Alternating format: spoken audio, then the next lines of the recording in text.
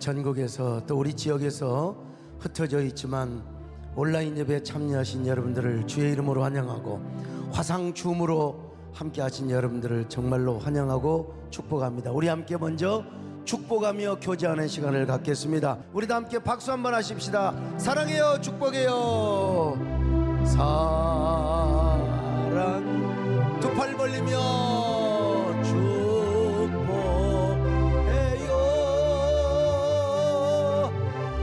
당신의 마음에 우리의 할렐루야. 우리 장길영 권사님 힘내세요. 사랑을 드려요. 예수님께서 제자들에게 한 번은 이렇게 물어본 적이 있어요. 요즘 사람들이 나를 뭐라고 해? 아니, 너희들은 나를 어떻게 생각하는 거야? 저도 사랑하는 성도님들에게 한번 여쭤보고 싶어요. 여러분, 요즘 제가 어떻게 보이시나요? 진짜 참다운 목사라고 생각이 되십니까? 우리 목사님 이 시대에 하나님이 세우신 진정한 종이라고 생각이 되세요? 저는 누가 뭐라 해도 그렇습니다. 저는 하나님의 종입니다. 그러나 저도 요즘 다시 한번 생각을 해봅니다. 아, 나 진짜 목사 맞나? 왜 이런 생각을 하느냐면요, 이 코로나 시대 속에서 우리 한국교회가 지금 얼마나 부끄러운 모습을 보이고 있는지 몰라요.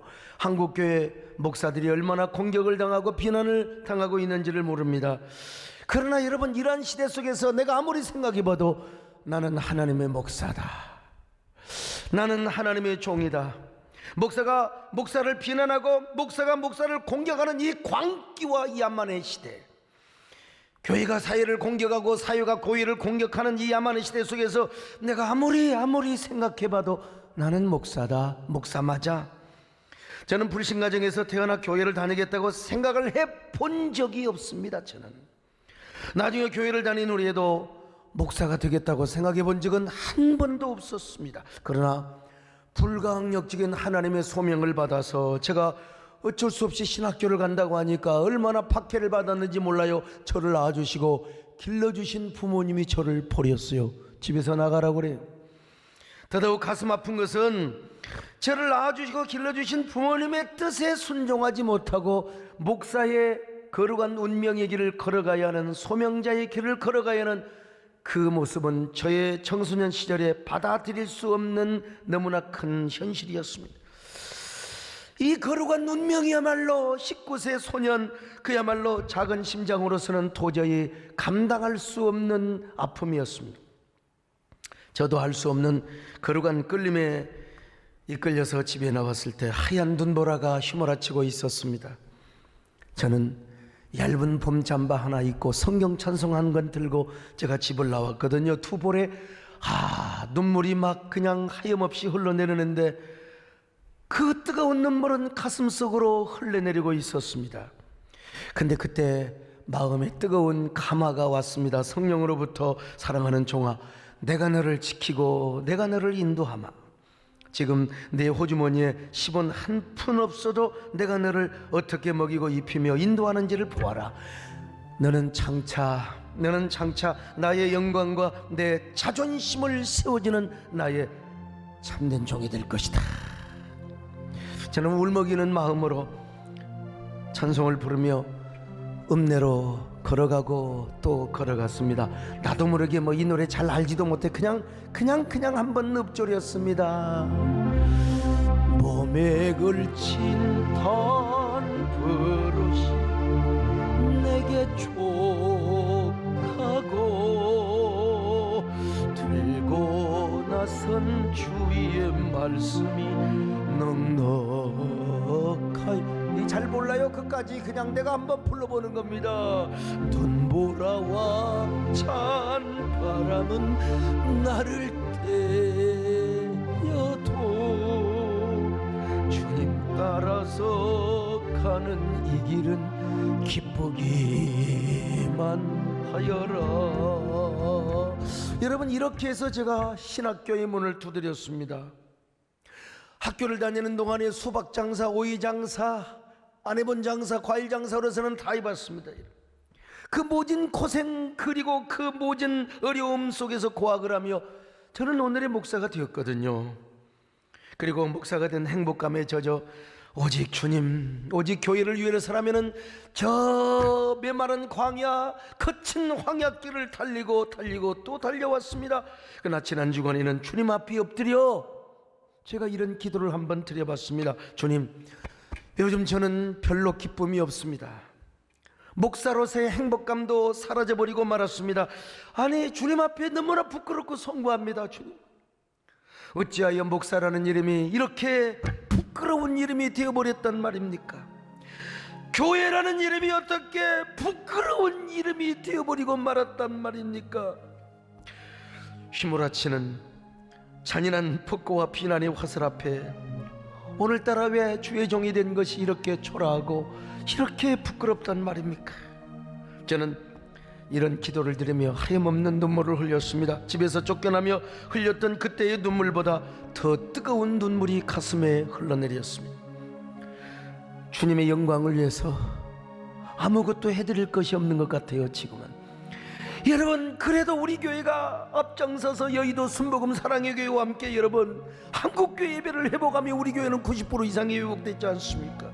근데 어쩌다가 이렇게 또 교회가 영광성과 거룩성이 초토화되어 버리고 말았단 말입니까? 너무나 주님 앞에 죄송했어요. 그렇게 울다가 다시 생각해보며 또 기도를 드렸습니다. 주님, 아닙니다. 나는 내가 목사가 되고 싶어서 목사가 된 것이 아니라 주님이 불러서 세우신 당신의 종입니다. 이 시대의 목회자가 아무리 조롱과 공격을 받는다 할지라도 저는 당당하게 목사라고 하는 그런 이름을 다시 둘러입고자 합니다. 제가 지금은 아무것도 할 수 없는 것처럼 느껴진다 할지라도 그러나 다시 일어나 피투성이가 되어 쓰러져가는 한국교회를 제가 다시 세워보겠습니다. 저는 어떤 경우도 목사 공격하지 않겠습니다. 왜냐하면 저는 목사이기 때문이다. 목사타워야 되지 않겠습니까? 제가 스스로 목사가 되고 싶어서 목사가 되었다면 얼마든지 이 직분을 저는 벗어버릴 수 있습니다. 그러나 주님이 저를 거부할 수 없도록 불러주셔서 주님의 피로 세우신 교회를 지키고 세우라고 목사가 되었기 때문에 나는 이 이름을 버릴 수가 없습니다. 주님, 저는 누가 뭐라 해도 목사입니다. 하나님이 불러주시고 소명의 옷을 입혀주신 그 이름을 제가 어찌 부끄럽다고 할 수 있단 말입니까? 하나님, 저에게, 아니 우리 교회에 다시 한번 기회를 주십시오. 이 모든 시련을 이겨내고 무너져가는 한국교회를 다시 세우는 이 시대의 진정한 목사가 되게 하시고 우리 세된 교회가 진정한 교회가 되게 하여 주옵소서. 어느 일간지 2020년을 한국교회의 흑역사라고 표현한 적이 있습니다. 이 역사를 부족한 종이 다시 쓰게 하여 주옵소서. 우리 한국교회가 다시 일어나 다시 쓰게 하여 주옵소서. 잔인한 말들과 야만의 폭거가 소용돌이치는 이 혼돈의 시대를 새로운 꿈과 희망의 꽃밭으로 다시 일구게 하옵소서. 제가 먼저 앞장서겠습니다. 주님, 목사의 말과 순명과 사명을 지켜나가겠습니다. 목사라는 이름이 다시 숭고하게 되고 교회가 존엄스럽다고 하는 그런 날이 오기까지 저의 마지막 땀과 눈물과 혼을 바치겠습니다. 여러분도 저와 같은 비탄한 심정을 가져보셨습니까? 뉴스만 틀면 네이버 다운 포탈을 딱 키면은 목사와 교회가 공격을 받는 소용돌이 앞에 여러분 교회를 다닌다고 예배 보고 왔다고 하면은 여러분 얼마나 눈초리를 하는 시대 앞에 얼마나 우리가 작아지고 얼마나 초라하게 느껴지던가요. 그리고 주님 앞에 너무 송구하지 않습니까? 너무 송구하지 않습니까? 우리가 이런 고백을 하나님 앞에 드려야 됩니다. 내가 무엇입니까, 주님? 내가 주님 앞에 무엇입니까? 마른 막대기가 아닙니까? 내가 당신 앞에 쓸모없었듯 타다나 하나님 주님 송구합니다. 주님 송구합니다. 죄송합니다. 주님 다시 한번 은혜 주소서. 일어나 몸된 교회를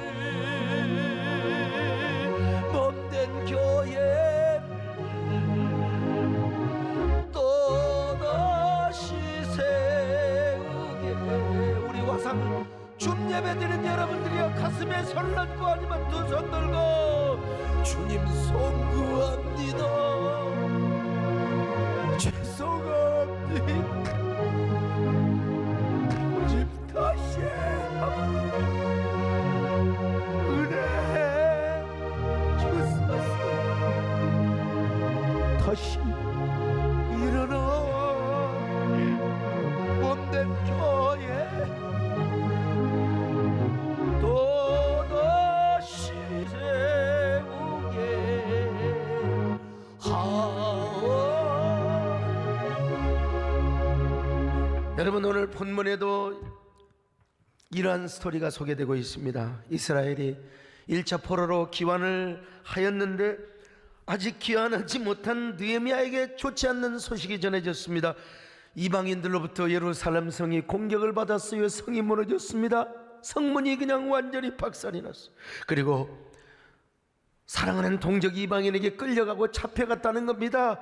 느헤미야 1장 2절로 3절을 봅니다. 시작. 내 형제들 가운데 하나인 하나니가 두어 사람과 함께 유다에서 내게 이르렀기로 내가 그 사로잡힘을 면하고 남아있는 유다와 예루살렘 사람들의 형편을 물은즉 그들이 내게 이르되 사로잡힘을 면하고 남아있는 자들이 그 지방 거기에서 큰 환난을 당하고 능욕을 받으며 예루살렘 성은 허물어지고 성문들은 불탔다 하는지라. 이 소식을 듣고 여러분, 느헤미야는 그냥 울고 또 울고 또 슬피 울었습니다.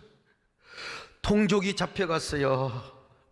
무너졌다고 하는 이 성문이 무너지고 성이 회파되었다는 이 소식 앞에 오늘날 오면은 이게 무슨 말입니까? 지금 예배가 초토화되고 한국교회 거룩성과 영광성이 완전히 땅에 떨어졌단 말이요, 교인들을 사탄에게 지금 뺏겼단 말입니다. 세상의 영혼들을 뺏겼단 말이요. 느헤미야가 이런 현실 앞에 아무것도 할 일이 없어요. 그냥 울고 흐느끼며 통곡을 하였습니다. 느헤미야는 자기 자신이 아무것도 아닌 것처럼 초라하게 느껴졌습니다. 그래서 비탄의 슬픔 속에 태어나오지를 못했습니다. 여러분, 저는 이 본문을 읽으면서 야, 느헤미야의 심정이 내 심정이고 내 심정이 느헤미야의 심정이구나. 제가 다시 한번 기도했습니다. 느헤미야다 보니까 다시 기도했더라고요. 며칠 동안 정말로 너무나 작고 초라한 자신의 모습을 돌아보면서 그러다가 다시 한번 나는 하나님의 종이다, 나는 기도하면 할 수 있다, 이런 확신을 갖게 된 것입니다. 그래서 그는 하늘의 하나님을 바라보았습니다.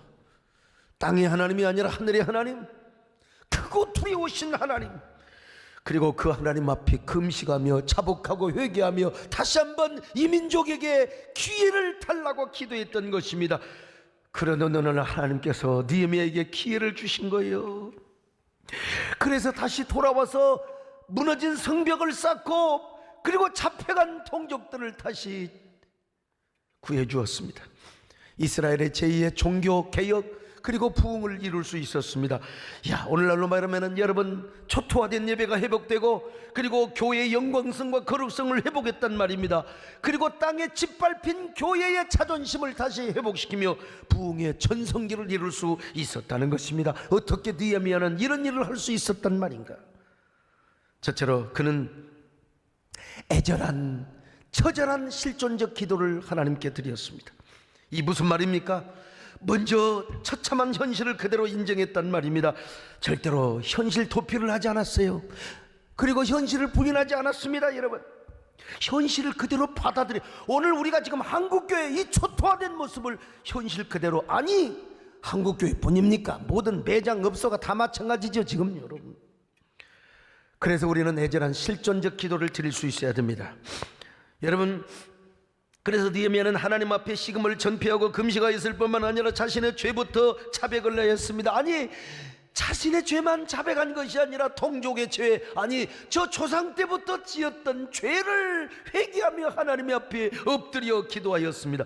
하나님, 나는 아무것도 못합니다. 지금 기도밖에 할 수 없습니다. 그러면서 하나님의 긍휼, 하나님이 살려주셔야 됩니다. 긍휼을 베풀어 달라고 기도했던 것입니다. 느헤미야 1장 5절로 6절입니다. 시작. 이르되 하늘의 하나님 여호와 크고 두려우신 하나님이여, 주를 사랑하고 주의 계명을 지키는 자에게 언약을 지키시며 긍휼을 베푸시는 주여 간구하나이다. 이제 종이 주의 종들인 이스라엘 자손을 위하여 주야로 기도하오며 우리 이스라엘 자손이 주께 범죄한 죄들을 자복하오니 주는 귀를 기울이시며 눈을 여시사 종의 기도를 들으시옵소서.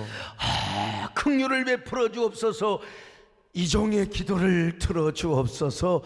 느헤미야는 기도를 통하여 민족이 사는 길을 열 수가 있었던 것입니다. 애절한 실존적 기도를 통해서 우리 민족의 정말로 비극, 고난이 없이는 우리 민족의 역사를 말할 수 없죠. 여러분은 유명한 소설가 김훈이 쓴 남한산성이라는 책을 읽어보셨습니까? 청나라가 조선을 침범하였을 때 여러분, 우리 조선이 어떤 상태였 줄 아십니까?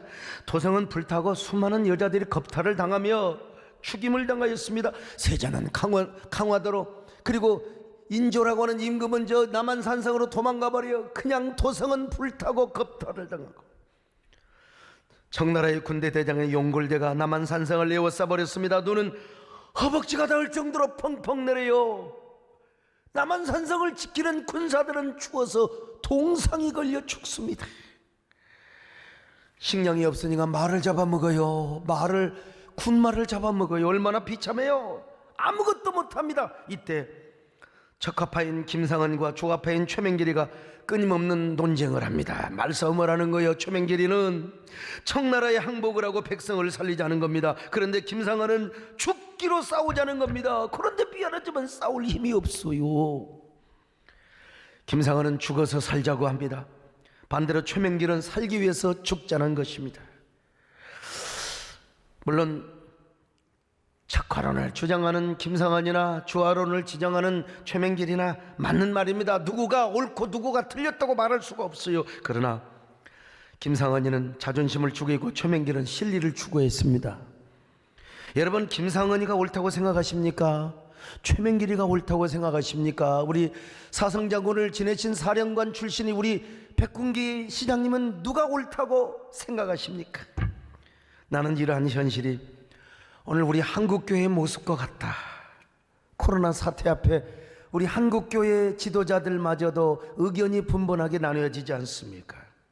그까지 현장 예배를 고수해야 된다는 목사님들과 국민 복원을 위해서 그래도 잠시 온라인 예배를 드려야 된다고 하는 의견으로 나누어져 있습니다. 현장 예배를 고수하는 목사님들 중에 다는 아니지만 온라인 예배를 드리는 사람들은 정부의 그리고 시청과 도청의 권위에 굴복을 하는 것이라고 비판을 하는 분도 계십니다. 저는 이 두 부류를 김상헌과 최명길로 한번 생각해 봤습니다. 우리는 어쩔 수 없이 온라인 예배를 드립니다. 절대 우리는 한 번도 현장 예배를 놓쳐본 적이 없었습니다. 그 위험 중에도 한 명의 확진자도 나오지 않았어요. 그러나 우리 주변에 두 고등학교에서 확진자가 무더기로 나왔어요. 우리 중고등부 애들이 얼마나 많은데요. 거기다가 우리 교회에서 1.3km밖에 안 떨어진 어느 교회에서 여러분 180명, 200명 가까운 확진자가 무더기로. 그래서 우리 이 근방은 그야말로 지금 상가도 거리도 죽음의 도시와 같아요. 지금 돌아다니는 코로나 바이러스는 지혜지형이어서 감염률도 6배나 높고 치사율도 높다고 하지 않습니까? 그러니 우리 교회는 어쩔 수 없이 나는 우리 성도들의 건강을 보호하고 우리 이웃 주민들의 생명을 존중히 여기는 마음으로 어쩔 수 없이 온라인으로 전환을 했습니다. 어쩔 수 없이. 저는 광주신학교 시절 5.18 광주 민주항쟁이 일어났을 때도 여러분 주일 예배야 당연히죠. 그러나 수요 예배도 빠뜨리지 않기 위해서 저녁에 개미 새끼 한 마리도 없는 저 금남로길을 저는 찬송을 부르며 갔던 사람입니다. 나는 그래서 기본적으로 현장 예배를 고수하는 목사님들의 신앙 양심과 목회적 가치를 존중히 여깁니다. 정말 존중이 여깁니다. 그러나 분명한 것은 현장 예배를 강행한다 하더라도 그 예배가 감염의 진원이 되어서는 절대로 안 된다는 사실을 저는 강조하고 싶어요. 만약에 그렇게 예배드리다가 코로나 확진자가 속출이 되면 그 비난과 공격은 한국교회의 몫이 되어버리고 전체가 비난을 받아야 된다는 사실. 그래서 우리는 조심하고 또 조심해야 된다. 그리고 사회적 이슈와 비난거리가 되지 않도록 해야 된다는 겁니다. 그 비난, 그 공격, 그런 풍토는 우리가 서로 배격해야 된다. 특별히 교회가 교회를 공격하고 자기 진영이 있지 않다고 해서 목회자가 목회자를 서로 공격하는, 누구는 유튜브를 못해서 그런 줄 아십니까 여러분? 교회는 하나님께 예배하는 사명도 같지만 동시에 이웃에게 전염병을 감염시키지 않도록 조심하고 부해야 할 의무도 있다는 사실을 저는 인식하고 있습니다. 어떤 사람이 저에게 물어봐요.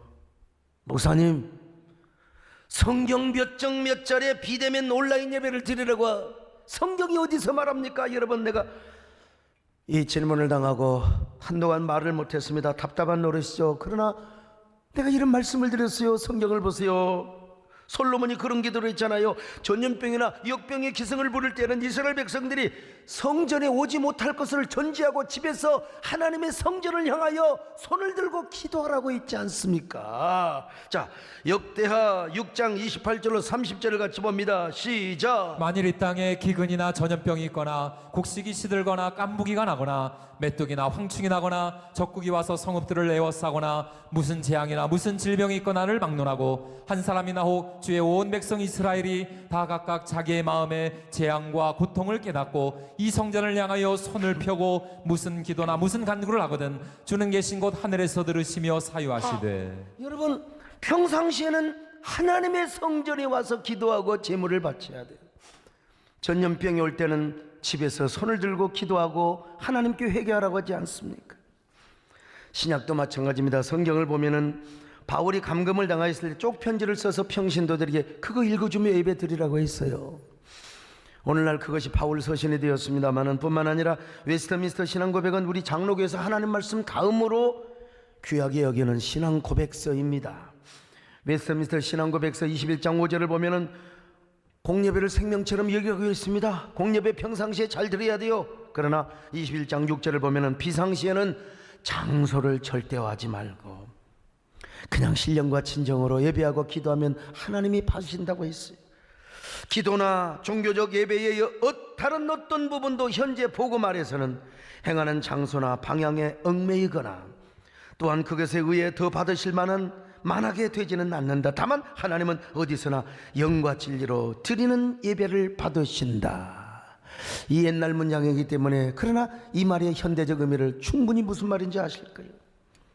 그러므로 우리가 교회끼리 비난해서는 안 됩니다. 그 교회 형편에 따라서 불필요하게 우리가 이미지 소모를 할 필요가 없어요. 힘을 합쳐서 이미지 축적을 해도 모자랄 판에 서로 진정성을 가지고 한국교회를 세워야죠. 그리고 그 진정성이 하나 되어 한 목소리를 나타내야 되지 않겠습니까?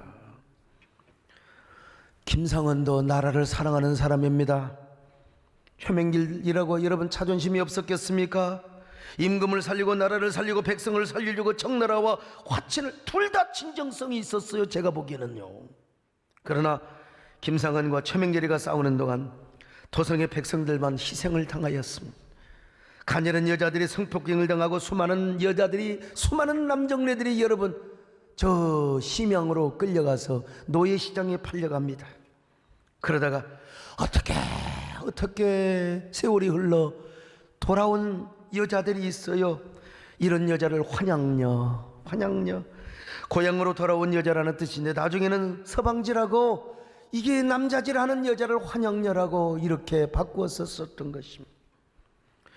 백성들이 당할 만큼 다 잡혀가고, 심지어는 여러분 이 고안까지 우리는 당신의 노예 나라라고, 인조는 삼전도비에 가서 300국어 두례를 치욕을 당합니다.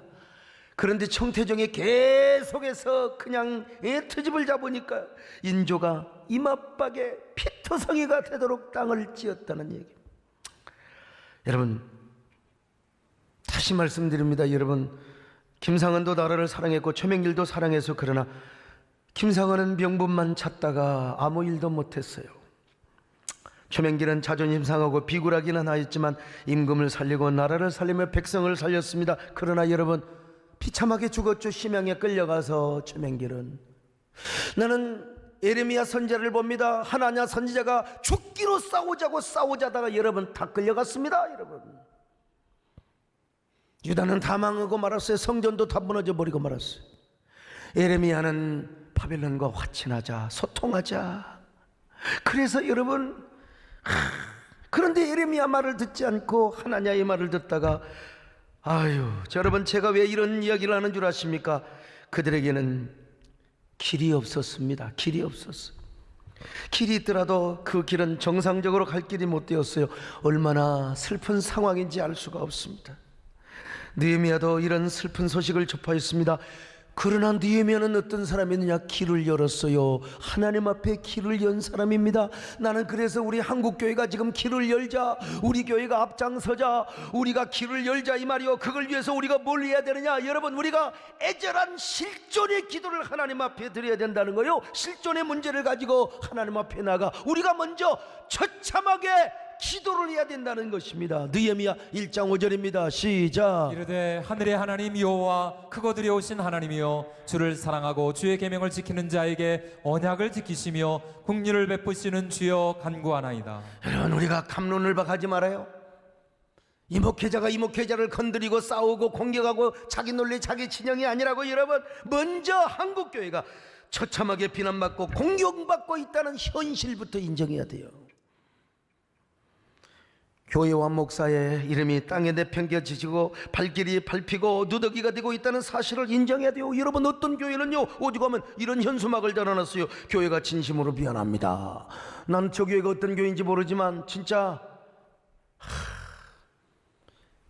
확진자가 나온 교회인지 나는 알 수는 없지만, 그러나 저런 현수막을 다는 것보다 더 중요한 것이 뭐냐?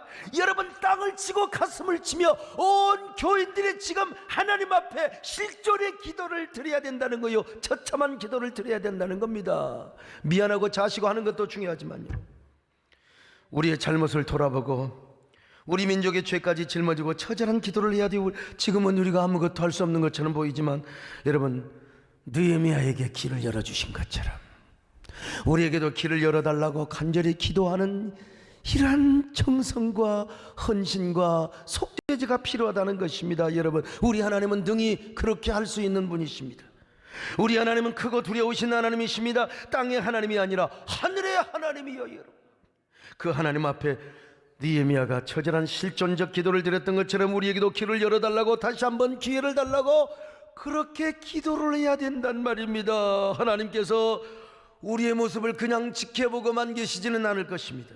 하늘의 하나님께서 지금도 말씀을 주시고 지금도 일을 하시며 우리에게 시그널을 보내고 계십니다. 무조건 우리가 기도해야 됩니다. 하나님 앞에 그냥 기도가 아니라 처절한 기도를 드려야 됩니다. 애절한 실존적 기도를 드려야 됩니다. 우리 모두 함께 이런 기도를 드릴 수 있기를 바랍니다. 아멘. 주님께 무릎 꿇고 간절히 기도를 드립니다. 엎드려 회개하며 속죄를 드립니다. 왕이신 주 예수여, 전능한 여호와여, 속죄제를 드립니다. 처절한 기도 드림 왕이신 주 예수여, 왕이신 우리 주님이 왕이십니다. 주 예수여, 전능한 여호와여, 속죄제를 드립니다. 처절한 기도 드립니다. 두 번째, 여러분, 실존을 넘어 영광의 세계로 들어가야 합니다. 아마도 그는 기도 중에 하나님의 위대한 영광을 경험했을 거예요. 여러 성도가 비참하게 눈물로 기도하는데, 우리 배장용 장로님 진짜 주일헌금 없어서 기도할 때 하나님께서 확신을 주시고 은혜를 주신 거 아닙니까? 우리가 남루한 모습으로 주님 앞에 기도하는데 우리 주님이 우리에게 왜 응답하지 않고 왜 우리에게 영광의 임재로 함께하지 않겠습니까? 그래서 그는 하나님 앞에 확신을 가지고요, 배짱 어린 기도를 드립니다. 하나님, 이 종의 기도를 들으시고 이 종이 형통하여 제가 모시고 있는 아닥사스다 왕과 모든 신하들 앞에 은혜 입는 것을 보여주시옵소서. 자, 한번 느헤미야 1장 11절을 보실까요? 시작. 오늘 종이 형통하여 이 사람들 앞에서 은혜를 입게 하옵소서 하였나니 그때 내가 왕의 술관원이 되었느니라. 술관은 옛날에요, 왕들이 술 마실 때 독을 타면 안 돼요.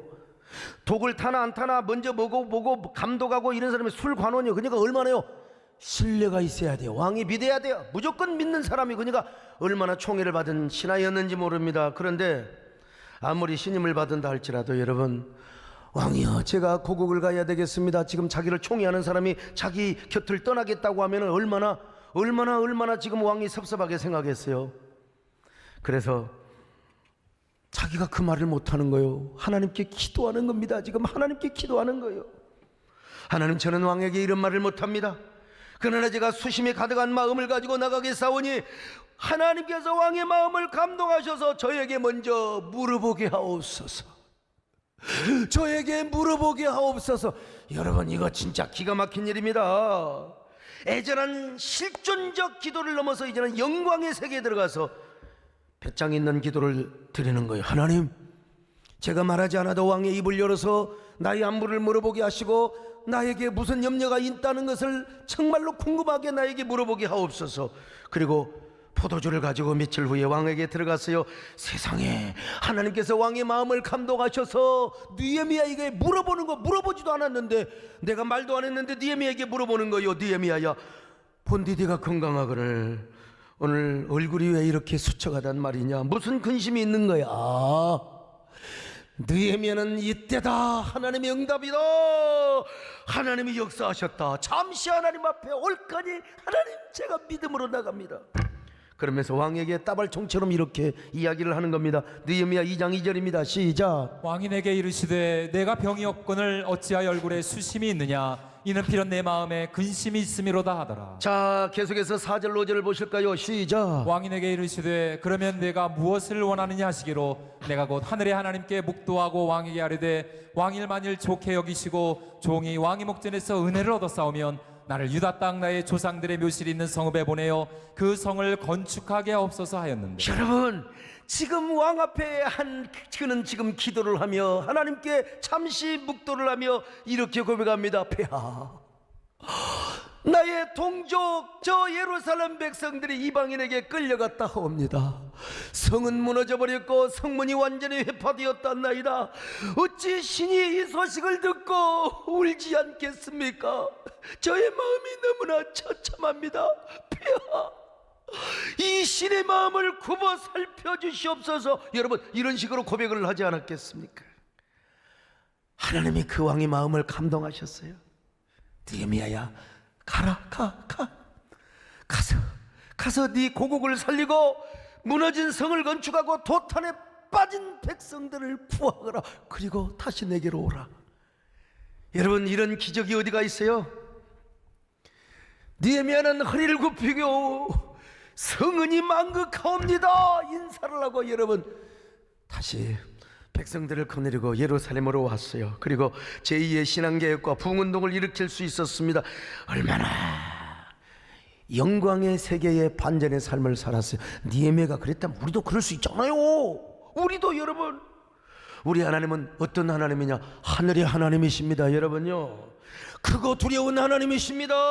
사람을 높이기도 하고 낮추기도 하시고 사람을 살리기도 하고 죽이기도 하시며 한 국가의 흥망성쇠를 주관하시며 정권을 바꾸기도 하시며 권력을 바꾸기도 하시는 우리 하나님이십니다. 저는 어제 점심에 대형교 목사님들과 함께 어느 귀한 장소에서 식사를 하며 암흑이 어떤 분을 위해 기도하는데 이런 기도를 해드렸어요. 우리 하나님, 다들 은혜를 받았습니다. 우리 하나님은 어떤 하나님이냐? 코로나를 당장 물러가게 하실 수 있을 뿐만 아니라 코로나를 통해서 지금 우리를 낮추시며, 그리고 알곡과 쭉정이를 하나님이 다 이렇게 구별하시고 당신의 거룩한 섭리와 경륜을 이루어 가시는 하나님이요, 여러분, 이 하나님은 크신 하나님이십니다. 우리 하나님 절대로요 능력이 없어서 코로나를 내쫓지 못하는 거요, 하나님은 이 코로나를 통해서도 일을 하고 계심을 믿습니다. 그 크신 하나님을 여러 번 찬양하며 경배할 수 있기를 축원합니다. 아멘. 크신 주께 영광을 돌리세. 하나님의 성에서 그의 거룩한 산에서 터가 높고 아름다워 온 세상에 기쁨. 조복방에 있는 시온산 방의 왕일세. Sing 할렐루야, Sing 할렐루야, Sing 할렐루야. 성일세. 오늘 우리 그리스도인들 지금 애절하고 처참한 실존적 기도를 드려야 돼요. 우리 집에서 흩어져 있어야 돼요. 그리고 우리가 영광의 세계에 들어가면 되는 거예요. 뭐 남의 교회 남의 뭐 목사 뭐 공개하고 그럴 시간에 저는 기도하자고 제안합니다. 기도하자고. 그 영광의 세계에서 우리 하나님 앞에 한번 담대하게 기도해 봅시다, 여러분. 그렇게 기도하면 하나님께서 얼마든지 추락한 한국교회 이미지를 바꾸어 주실 수 있어요. 한국교회가 다시 일어나고 부흥하며 선거할 수 있는 새로운 기회를 주실 줄로 믿습니다. 영국의 리저 하월즈 한 사람의 금식과 기도를 통해서 2차 세계대전의 방향을 바꿔버렸어요. 승리의 방향을 바꿔버리고 만 거예요. 그런 것처럼 우리 교회 기도와 우리 한국교회 기도를 통해서 코로나를 정복하고 한국교회를 화합의 장으로 이끌게 하여 주시기를 간절히 여러분 기도하십시다. 여러분, 저도 옛날에는 제가 했지요. 다 막았죠. 예배 회복도 하자고 하고. 여러분, 근데 지금은 교회가 확진자만 배출하지 않고 교회를 탄압한다면 여러분, 제가 나갈 겁니다. 제가 나가서 여러분 싸울 겁니다. 그러나 지금 우리 교회가 어찌할 수 없는 상황이요, 그러나 하나님의 은혜를 베풀어 주셔서 이번 주에 확진자를 확 다운시켜 주실 줄로 믿습니다. 우리가 현장 예배를 모이지 못하고 아무것도 할 수 없는 것처럼 보이지만 우리 각자 처소에 여러분 하나님의 영광이 임재하면 되는 겁니다. 우리 화상 줌 예배 드린 여러분요, 하나님의 영광이 여러분의 가정을 덮어버리시기를 바랍니다. 온 예배당 텅텅 비어있는 곳에 하나님의 영이 임재하며 오늘 온라인 예배 드리는 모든 가정마다 하나님의 영광이 임재하고 그 영광의 임재 속에서 우리가 느헤미야처럼 배짱으로 기도하면 되는 거예요. 하나님, 우리가 기도합니다. 길을 열어 주시옵소서. 다시 한번 기회를 열어 주시옵소서. 여러분, 느헤미야의 고백을 보십시다. 여러분, 52일 만에, 이건 할 수 없는 일입니다. 이거 보여, 완전히 황성의 터처럼 부셔져 버린 성을 다시 52일 만에 그들의 헌신과 그들의 결단과 그들의 눈물이 하나님의 영광의 임재와 만났을 때 52일 만에 예루살렘 성을 다시 수축할 수 있었어요. 자, 느헤미야 6장 15절입니다. 시작. 성벽 역사가 52일 만인 엘루럴 25일에 끝나매. 얼마나 큰 성인데요, 얼마나 위대한 성인데요. 여러분, 지금도 예루살렘 성에 안 가보셨어요? 우리가 하나님의 영광의 임재를 경험하면 다시 한국교회 세울 수 있다고 저는 믿습니다. 하나님을 다시 만나면 우리 모두가 하나님의 영광을 임재를 경험하고 다시 하나님 앞에 결단하며 기도하며 우리의 헌신과 우리의 희생을 하나님 앞에 드린다면 우리 얼마든지 우리 한국교회는 일어날 수 있습니다. 오늘 유튜브에 함께 하신 귀한 분들, 우리 교인들이 아닌 분들, 방송을 통해서 말씀을 듣는 분들, 우리 할 수 있습니다. 여러분, 실존의 기도를 드리며 처참한 기도를 드리며 하나님의 영광 속에 나가 우리 느헤미야처럼 배짱의 영광의 기도를 드린다면 여러분, 우리는 얼마든지 다시 할 수 있습니다. 오늘 여러분, 예수 그리스도의 생명이 여러분 속에 가득하시기를 축원합니다. 그럴 때 우리 교회만 회복할 뿐만 아니라 가정도 회복합니다. 여러분의 사업장과 직장도 회복할 수 있습니다. 문제는 뭐냐? 우리가 서로 다투지 말고 한 마음이 되어서 느헤미야처럼 처참한 실존의 기도를 드리고 나아가서 하나님의 영광의 임재 속에 우리가 돌림을 받을 때 우리가 영광의 기도, 배짱의 기도, 역전의 기도를 하나님 앞에 드리는 겁니다.